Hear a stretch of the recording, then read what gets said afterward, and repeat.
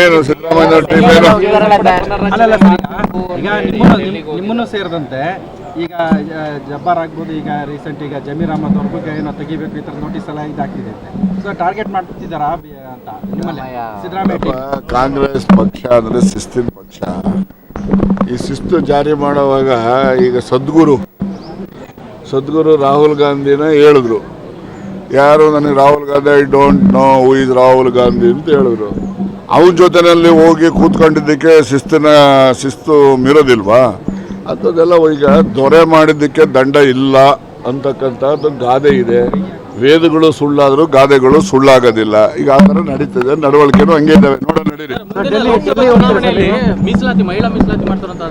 ನೋಡಿ, ಮುಂದಿನ ನನಗಿರೋ ಮಾಹಿತಿ ಪ್ರಕಾರ 2 ಲಕ್ಷ ಜನಸಂಖ್ಯೆಗೆ ಒಂದು ವಿಧಾನಸಭೆ ಕಾನ್ಸ್ಟಿಟ್ಯೂನ್ಸಿ ಮಾಡ್ತಾರೆ, 10 ಲಕ್ಷ ಜನಸಂಖ್ಯೆಗೆ ಒಂದು ಲೋಕಸಭೆ ಮಾಡ್ತಾರೆ, ಮತ್ತು ಮಹಿಳಾ ಮೀಸಲಾತಿನೂ ಇಡ್ತಾರೆ.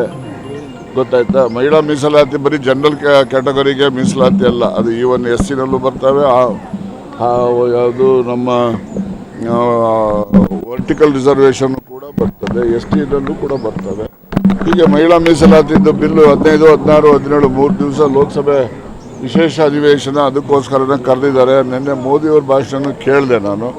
This is the high time. ಈಗ ನಾವು ಜಾರಿ ಮಾಡ್ತೀವಿ ಮೀಸಲಾತಿ ಅಂತ ಹೇಳಿದರೆ ಮಾಡಲಿ, ಒಳ್ಳೇದದು.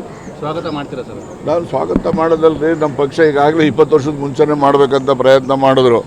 ಆವಾಗ ಮನಮೋಹನ್ ಸಿಂಗ್ ಕಾಲದಲ್ಲೇ ಮಾಡಿದರು. ಶರದ್ ಯಾದವ್ ಅಂತ ಹೆಸರು ಕೇಳಿದ್ರಿ, ಅವರು JDU ಫ್ಲೋರ್ ಲೀಡರ್ ಇದ್ದರು.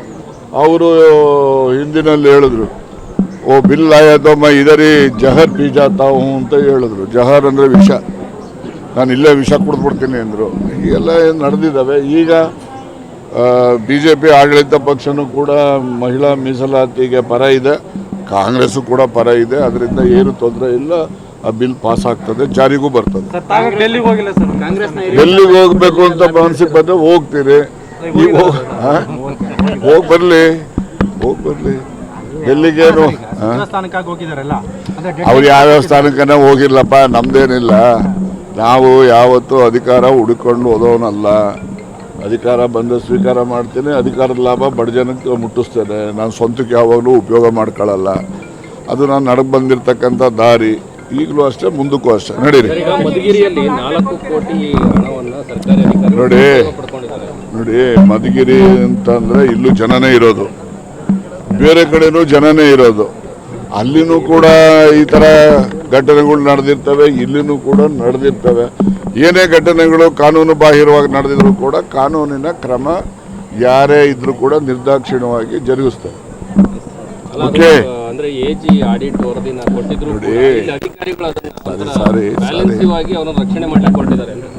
ನೋಡ್ರಿ, ಯಾರು ರಕ್ಷಣೆ ಮಾಡೋ ಪ್ರಶ್ನೆ ಇಲ್ಲ. ಯಾರು ತಪ್ಪಿತಸ್ಥರಿದ್ದಾರೆ, ತಪ್ಪಿತಸ್ಥರಿಗೆ ಶಿಕ್ಷೆನೂ ಆಗ್ತದೆ, ಅವ್ರ ಆಸ್ತಿನೂ ಕೂಡ ಸರ್ಕಾರ ಮಟ್ಕೋಲು ಹಾಕೊಳ್ತಕ್ಕಂಥ ಕ್ರಮನೂ ಕೂಡ ಮಾಡ್ತಾರೆ. ಅದ್ರ ಬಗ್ಗೆ ನನಗೆ ವಿಶ್ವಾಸ ಇದೆ. ನಿರ್ಭೀತ, ನಿಷ್ಪಕ್ಷಪಾತ, ವಿಶ್ವಾಸಾರ್ಹ ಸುದ್ದಿಗಳಿಗೆ ಮತ್ತೊಂದು ಹೆಸರಾಗಿರುವಂತ ನ್ಯೂಸ್ 18 ಕನ್ನಡ ಈಗ ಆಪ್ನಲ್ಲೂ ಲಭ್ಯವಿದೆ. ದಯವಿಟ್ಟು ಇಲ್ಲಿರುವಂತ QR ಕೋಡ್ ಸ್ಕ್ಯಾನ್ ಮಾಡಿಕೊಂಡು ಆಪ್ ಡೌನ್ಲೋಡ್ ಮಾಡೋದಕ್ಕೆ ಮರಿಬೇಡಿ. ನಿಮ್ಮ ಬೆಂಬಲ ಹೀಗೆ ಸದಾ ನಮ್ಮೊಂದಿಗಿರಲಿ. ಧನ್ಯವಾದ.